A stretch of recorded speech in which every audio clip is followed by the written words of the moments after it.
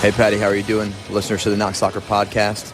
I'm happy to be reporting right now from the McGee Tyson Airport in Knoxville. I just got a venti hot coffee blonde roast, of course, in my hands from the Starbucks inside of the terminal. And we will soon be boarding a flight to Fort Lauderdale to see you-know-who, Lionel Andres Messi and Inter Miami take on Newell's Old Boys, eternal rivals of my club, Rosario Central. Newell's obviously the team where Messi played some of his early years before leaving for Barcelona. And yeah, I have not spotted any other Argentina jerseys yet. I'm rocking my 3-star, triple-star world champion Argentina jersey from Adidas. Thank you to my boy Jack Howard for getting me that special deal link. In 2023, I think I bought it for $60. My brother, Victor, who is with me, he joined me from New Jersey. He's got his Gonzalo Montiel jersey, World Cup winner, penalty kick shootout artist, Gonzalo Montiel. And yeah, I'm keeping my eyes open. I feel like I'm at the Savannah. I feel like I'm on safari looking out, seeing if I see any other boludos around. None yet spotted. We will be getting on the plane soon, landing in Fort Lauderdale.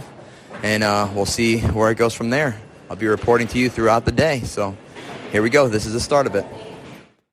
All right, reporting back here from Fort Lauderdale. We landed and we have arrived at Amados Market, an Argentinian empanaderia, bakery, food place here on the outskirts of Fort Lauderdale. We are sitting down with some Coke Zero, making new friends with our Argentinian hosts and preparing for some empanadas. Alrighty, we're back here at the hotel. T-minus 4 hours until we could enter the stadium. Game starts at 7:30 p.m. tonight. We went to a little Argentinian spot to grab empanadas, Amado Market in Fort Lauderdale. They told us that on Saturday they will be delivering 200 empanadas to the home of the Messis, which is right down the street. I checked it out. Apparently, my wife, Haley, was able to locate the address. Sold for a modest $10.75 million last year. Who knows? Maybe one day. But yeah, we're just hanging out. We had some good Argentinian food, some good conversation, double espresso. Now I just got some time to kill before it's Messi time here in Fort Lauderdale. I'm reporting now from outside of Drive Pink Stadium, midfield club entrance. We got those VIP ticks courtesy of Victor. And we're just hanging out waiting for the security to let us in. Got 25 minutes to go. Seeing a lot of Newell's jerseys, a lot of black and red, the color of the enemy. Hope I didn't say that a little too loudly. A lot of Argentina jerseys, a lot of everything over here going on outside the stadium.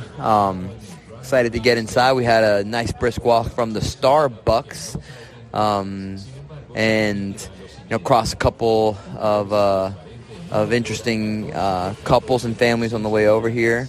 A couple Brexlins, not the typical fare you'd expect for an Argentina, kind of game, but you got a little bit of everything. This is the USA, so right now here, hopefully we'll be inside soon, and then I'll report from inside. All right, Patty, we're about to make our way in. We just saw Messi come in on the bus with the rest of the Inter Miami players. People surrounding the bus. He looked like he's going to put a couple goals in for us. That's like he locked eyes with me briefly for a second, and in that moment, I felt like he communicated, "I got one for you to make up for 2016." So we'll see if it happens. Victor and I are now inside. We're at our seats, actually, about 7 rows from the field. The Newell's Old Boys players are outside, gallivanting, taking photos, drinking their mate. Inter Miami is not yet here on the field warming up. But I figured I'd give it a little opportunity to give some exposition here. Newell's Old Boys is in the middle of their season. They're about 4 or 5 games into the Superliga Argentina. Newell's team that has been struggling recently, in fact. A team that Messi played for as a boy, Tata Martino, both played for and won the league with Newell's Old Boys before going on and coaching for Paraguay and then going on to Europe. It's an incredible trip, here in Miami to Buenos Aires and then Rosario by plane. That's a connection. You're looking at like a 12, 13-hour flight. That's a long way to go for a friendly game, so this is important. Hopefully we see some good entertainment here. But Newell's Old Boys is outside on the field. It's hard seeing that black and red because obviously, as many of you know, I'm a blue and yellow guy, Rosario Central, the arch rivals. We don't have a Messi on our side, but we have some other good ones. So we will see warm-up soon, and then it's going to be game time in approximately an hour. I just want to take a moment here to complain for a second. What you hear above me are the sound of the speakers, and any criticism that we don't have soccer culture in the U.S. is justified when you are watching both teams warm up. Inter Miami fans jumping, singing, Newell's Old Boy fans going nuts on the other side of the stadium, and you can't hear any of it because we're playing crappy rap music. I mean, we asked for it, right? I mean, it's hard to believe, but we are about 15 minutes from kickoff, listening to some nonsense over the speakers.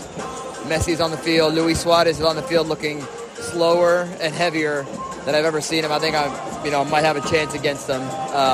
Busquets out, but yeah, here we go in a little bit.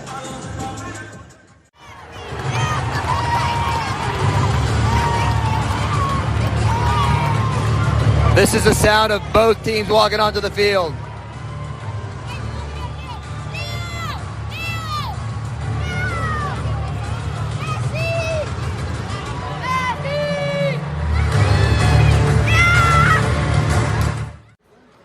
Got the halftime report here. It's 0-0 in Miami. No extra time. There was one call in 26 minutes. VAR off a little Luis Suarez dive, one of the classic Barcelona throwbacks. Ref didn't bite, though. Messi had a nice run. Newell's had a great shot on goal. Great save by Drake Callender, potential future U.S. men's national team goalie. And now we're back out for the second half. Still 0-0. Messi and Luis Suarez are still on the field. Let's see if they can make something happen. We're in the 64th minute of the second half, and by the nonsense that you're hearing above me, you can judge that is the first goal of the match. Jorgelin for Inter Miami, who came in for Lionel Messi. Lionel Messi, Luis Suarez, they both exited. Jorgelin off a corner kick, towering header. Inter Miami's up 1-0, and we're listening to Danza Kuduro.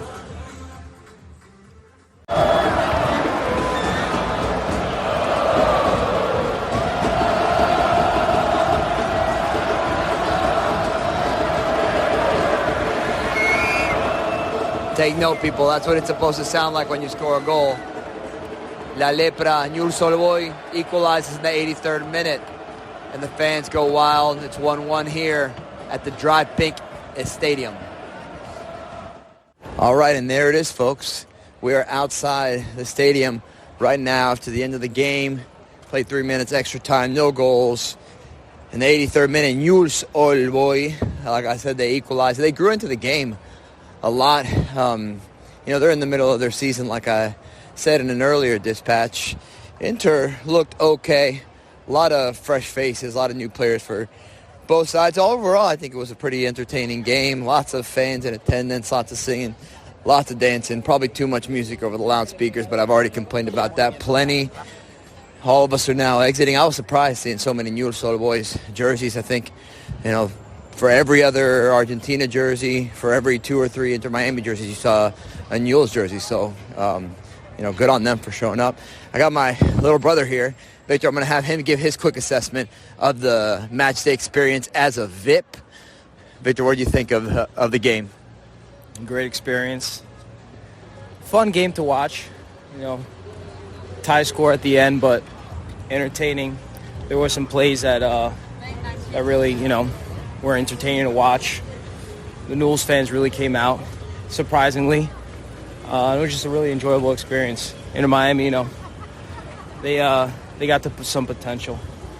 And Messi, he still got it. That's it. That's a word from Vic. Messi does still have it. He looked pretty good today. This was a nice little appetizer as we head into U.S. soccer seasons. This was a fun little deviation from the norm. We've got the One Knox season starting soon on March 23rd against Lexington Football Club. Who knows who we'll bring in. I'm hoping we get an Argentinian or two by the end of it all. But yeah, this is a fun trip. You may hear from me one more time from the airport.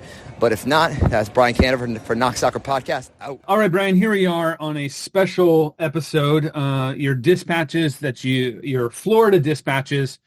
I want to talk to you about a couple things just to kind of wrap it all up here. So I'm going to call this the Messi phenomenon. Was it as incredible to watch Messi play as everything, the whole earth and world and human existence is building it up to actually be? And then also, you've seen him play before, right? So can you also contrast those? Yeah. So this is the third time I've seen Messi in person. The first time was in 2011 in a friendly against the U.S. men's national team. That was in the Meadowlands that was about 5 or 6 months before I moved to Knoxville and made my new residence here. And, that was so long ago. That was before the 2014 World Cup. That was a year after Argentina got walloped 4-0 against Germany at the 2010 World Cup in South Africa.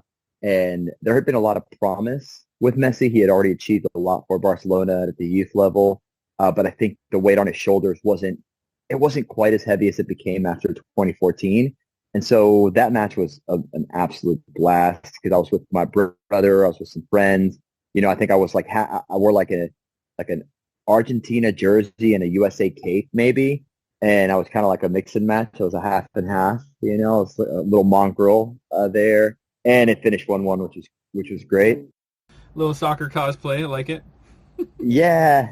And then, we saw him again together at the 2016 Copa America Centenario final. And, Messi, I wrote a Facebook post right after that game because, we were stuck in traffic for like 2.5 hours getting out of the Meadowlands. In case anybody wants a sneak preview of what the 2026 World Cup final is going to look like, I think that Meadowlands, MetLife Arena has been voted the worst stadium to get in and out of in the country.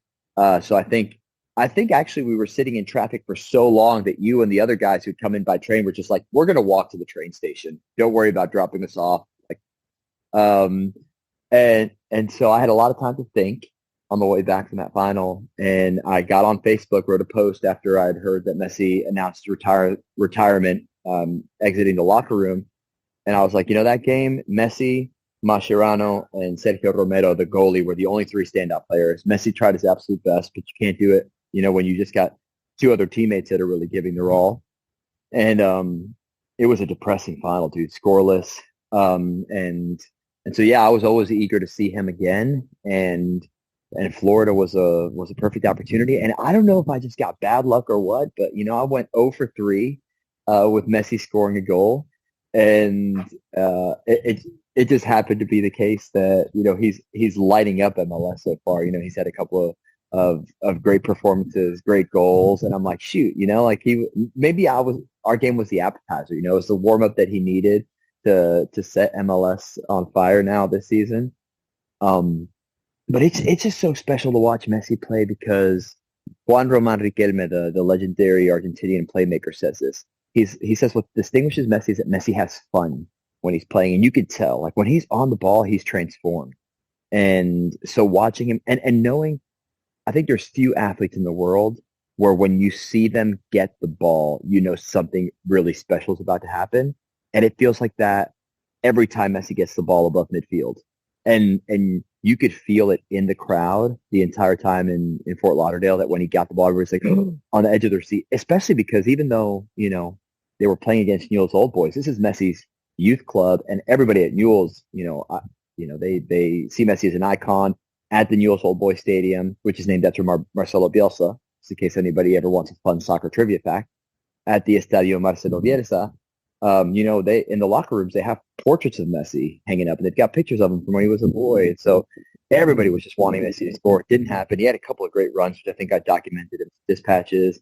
And the energy was electric. I think I kind of lamented that in American soccer, we do have so much like just noise and so many like, commercial propaganda that's happening during the game. And so it drowns out a lot of the singing. It drowns out a lot of the, the voices of the players yelling and instructions to each other on the field. So I wish there was some more that I could have gotten, but, I guess State Farm needed to get its commercials in and Bad Bunny needed to get his music played in the stadium. So didn't get that, but dude, it's always incredible being within 100 yards of who I think will go down as one of the greatest male athletes, greatest athletes across sports in history.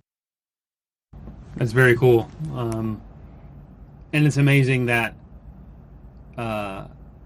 you had the opportunity, and to be honest, everyone that listens to this podcast has the opportunity to see that, because he's still playing, and he's in our own backyard.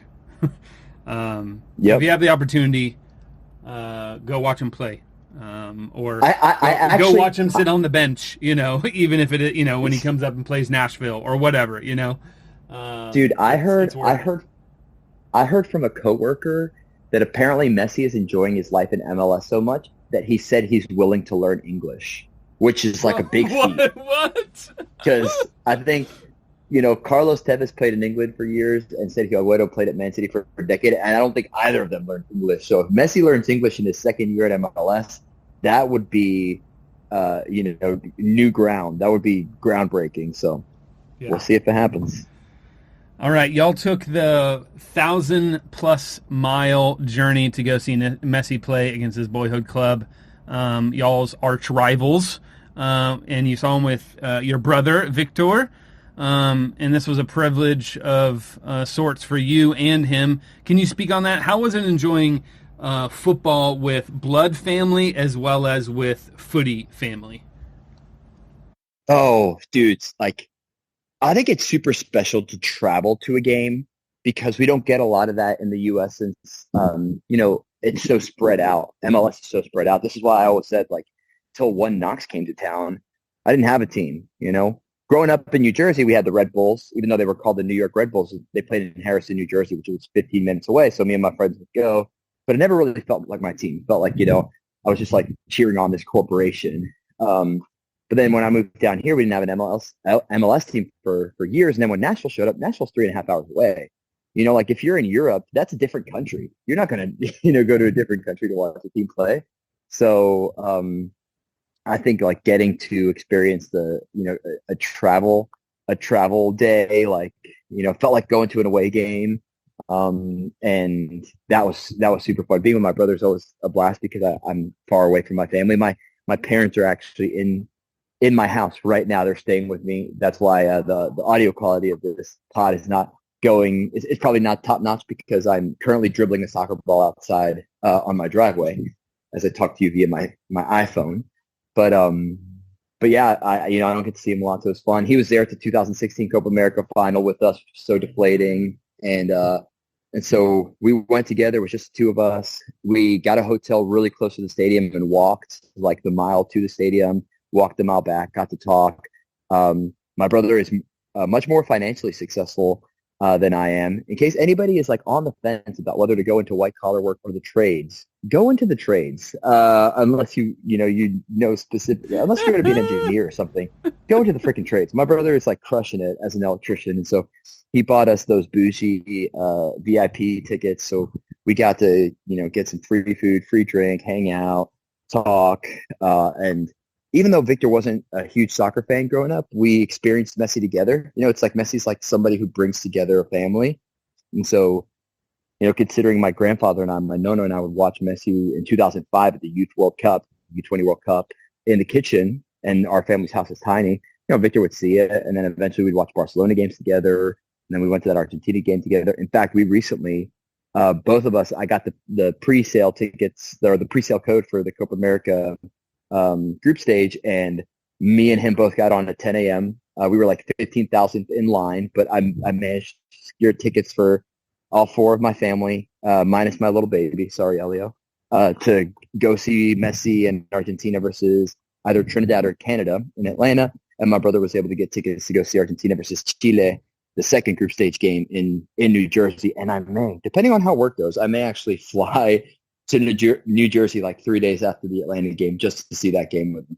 So we'll see how it goes. But yeah, all that to say, it was a blast going there, being in the Fort Lauderdale airport, being in Fort Lauderdale, and we got to go eat some Argentinian food, hang out. People see the Argentina jersey and they whoop, and they cheer, they honk their horns, feeling you're almost traveling in this bubble of supporters. And it's so foreign to other people.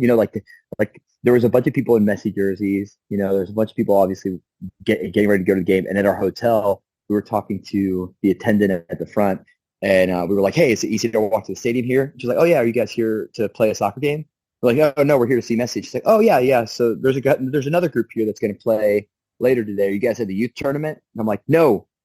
Obviously, I'm an old man. I'm going to see Lionel Messi." And she had no idea. Like, she was just like totally outside of this soccer bubble. So it felt cool to be inside the bubble, and yeah, it was great to experience that with my brother. And even though, I mean, gosh, my brother and I have seen Messi all 3 times together, and maybe we're the bad luck. We believe in Kabbalahs and in the superstitions, and maybe we're bad luck. We've got all 3 times together, and all 3 times Messi has not scored, not assisted, and his team has not won. Man, I'm rethinking this now, Patty. I don't know. Maybe I've done something wrong here. No. You're perfectly fine. But I'm so glad you're able to watch it with family and experience it. That's amazing. All right, let's do these dispatches right. Let me set the stage here. Let's say Enzo finds this in 16 years' time, this episode. He's about to sign his first pro contract with Messi's new expansion side, MLS team, Messi's Mate. What is your sign-off for this time capsule experience, and how will you encourage him and all aspiring soccer players to keep the beautiful game alive? Ooh. So what's actually really funny is that, I wrote about this in my book, but I got an email from my daughter from the future. She wrote me an email in 2043, and in there she mentioned something about Enzo going to Zagreb to sign a contract, which confirms the belief that I have that my son is going to be a professional soccer player. So I'm assuming maybe he gets to, that's 2043, so that's 20 years from now. So maybe he goes to Miami before he goes to Zagreb, and then who knows where his career will take him. Yep. But that happens. You get signed for an MLS team. They move you around a little bit. You go down in the championship, back up, and then he's there. He's ready to rock. Go to Zagreb. Yeah. So Enzo, if you're listening to this, and Enzo's currently napping in his bed. He's got his ball cap, which he refused to take off. So I would say, man, make the most of every moment. Know that you're walking on hallowed ground that was dribbled on by the greatest player in soccer history. I think, I want my children to have a great appreciation for the beautiful game, but also for the communal aspect of the game, that it's not just them on a field dribbling and trying to score and doing it for themselves, but that there's like people behind them that are cheering and supporting them. And in the case of Messi, I mean, there's not just the nation of Argentina or the legion of Inter Miami fans, but like an entire world. I mean, all of Bangladesh cheered on Messi at the World Cup and willed him to victory. And so I hope my children have an appreciation for that. And what I'd say to any youth player, aspiring player, is, in America, we grow up with sports really being a corporate endeavor. These sports teams, like in the rest of the world, are owned by extremely rich people who, bring in all these sponsors, bring in all this money. And I think sometimes that can taint the sport or stain the sport a little bit. But I think the beauty of just the game at the grassroots level, starting out and having a ball at your feet and having teammates at your side, and then at some point having a jersey that you represent, whether that's, I'm here right now. My wife and I live exactly like 3 miles from Halls High School, 3 miles from Gibbs High School, and for those high school kids who, for the boys, are getting ready to go out and represent their high school teams, for them, to have that blue, to have that red, and to be like, this is my team. Like, that's where it starts. And eventually it might lead you to Inter Miami or to Nashville or to One Knoxville. But always to remember what it was like when you were little and you just loved the ball and you loved your teammates. And then the first time you had a jersey that you were repping, it's a strange thing to place so many of your hopes and dreams on a bunch of dudes dribbling a soccer ball. But it's so human to feel this deep emotion for this one thing that you're fortunate enough to share we share this together as friends. My brother and I share it together as brothers. And yeah, it means so much to so many people. So I hope, Enzo, that you have an appreciation for that and you learn to love this game just like I do. I have a good feeling that it's going to happen, regardless of where he plays at. Enzo is actually starting his One Knox Monsters career next week on Monday, March, whatever Monday that would be, 18th. So he will be doing Monsters for the first time. He's a little over 2 years old right now. So we'll see. I mean, he could be lighting up Regal Soccer Stadium, Old City Stadium in a couple of years. We don't know. So can only hope. That's awesome. And as John Green says all the time, quoting St. John Paul II, out of all the unimportant things, football is the most important. Oh, yes. It's the most important, non-important thing in the world. Absolutely. Yes, it is. Yes, it is. Sweet. Well, Brian, thanks so much for recording some dispatches and taking us all along with you and experiencing an away game to see Messi and the atmosphere from those dispatches. Oh, man, I could feel it, and it's getting me pumped about this One Knox season, man. Woo! So close, so close. About to have it in our own backyard again. Yes, sir. All right, Patty, and I hear that you have some dispatches of your own you've been sending into the world. You were recently a guest on our good friends of the pod, the Knox Brew Hub podcast, weren't you? Yep, I was over on we call it the beer pod. Yes, Knox Brew Stories, Knox Brew Podcast. They had me on just to promote a couple things, the season, give a little update. Actually, here. Let's just roll the tape and get on. Here's me over at Knox Brew Stories. All right, let's quit wasting time and let's dive into this week's Brew News. I've always wanted to do that. This is amazing. I was like, that sounded far more full and beautiful today. That wasn't Patrick. planned. Patrick snuck in there and it was beautiful. Loved it. It was it. absolutely beautiful. I'll let y'all go first. We'll end with Patrick. You want to go Patrick first? Yeah, let's go with Patrick first. So y'all probably know Patrick. He's a huge fan of One Knox soccer as a sport, and he has his own podcast as well, which hopefully you'll plug in just a minute, Patrick. I will. He's also been a guest on our show before, but he is here because we've got some very exciting One Knox news coming up. Oh. So take it away. Okay. Well, I'll give you guys a full recap here. So, also, I feel very intimidated of going first on Brew News. So, I have to, you're doing great. You throw crushed in it. beer in every other sentence. Anyways, here we go. No, you're great. So, there is a professional soccer team. It's called One Knoxville SC, and this is our second professional year. Whoop, whoop. And so, the season starts actually this coming Saturday. It's actually an away match, and we'll talk more about that later. And then the first home match is 2 Saturdays from now against Lexington SC. They're also a new side as well. We had a battle. We had a battle of the barrel. Yeah, we brought it for back. them, and we won some whiskey off of them last year. So we're going to keep that alive. And then let's see. And so the first match is going to be against Charlotte Independence this coming Saturday, and we're going to have a watch party here at the Hub. Every TV, sound on, full 9. Awesome. So looking forward to that. We're going to be here. We love everyone to come out and join us. So last season wasn't too great. We didn't make the playoffs. Middle of the pack. Not great. But we have been busy in the off season. I say we. I'm not a part of the club. No, I just do a Knox, podcast. big But it's fan. me. It's us. It's One Knox. It's One Knox. One All right. Knox. We have been busy in the off season, signing a lot of overseas talent as well as talent from a couple leagues up. So they're coming down, and we've retooled, and we want to keep an eye out on 2 names. One is Severt. He is a defender, and then another one, Innocent, and he is exactly opposite of that. But also, he's a striker. So, striker, this is your guy. Keep an eye on him.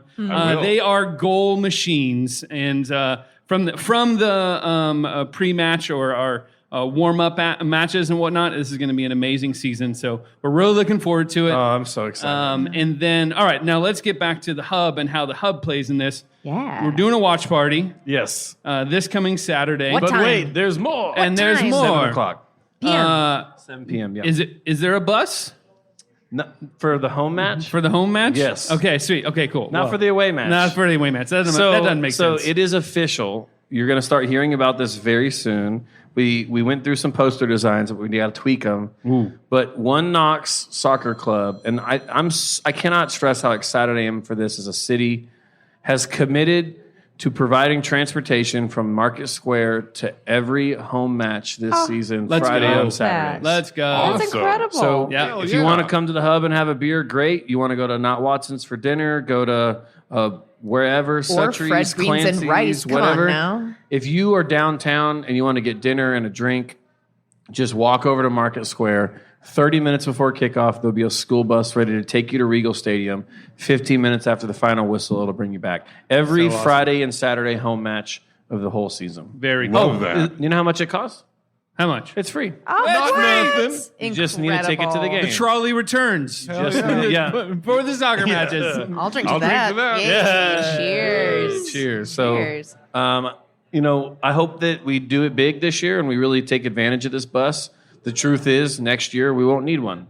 It'll be downtown and we can just walk Yep. there. It'd be Oh, awesome. amazing. Can you Yeah. imagine the foot parade that's Oh, it's going to gonna be be so there? great. I hope so. I Yep. hope that we still have a foot parade. That'd be a lot of fun. Hell yeah. Yeah, and Patrick, before we let you go, tell us real quick for those listening about your podcast and how they can find you. Yeah, absolutely. So it's the Knox Soccer Podcast. Pretty clever enough, yeah. So we cover everything in Knoxville that you for soccer related. So that is One Knoxville as well as 865 Alliance. We cover high school. We cover UT. We cover Pellissippi. All of the footy action. We have it on the podcast. We have a One Knox season preview already live, so go check us out wherever you get your podcast.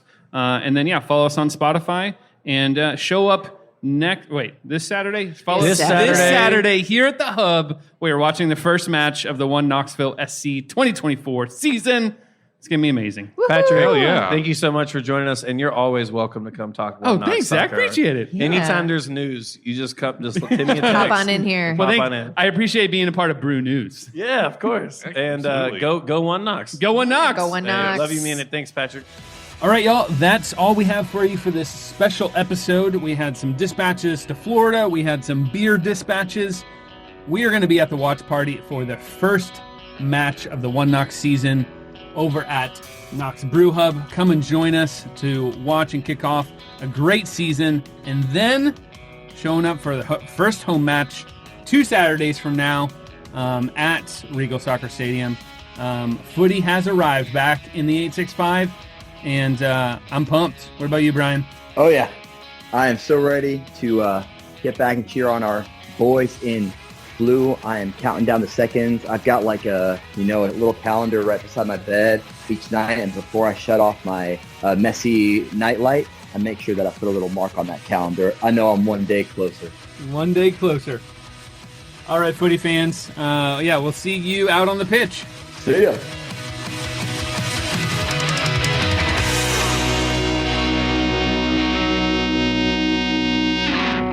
Huge thanks to Markman Jewelers and Union Place Bar and Grill for sponsoring the Knox Soccer Podcast.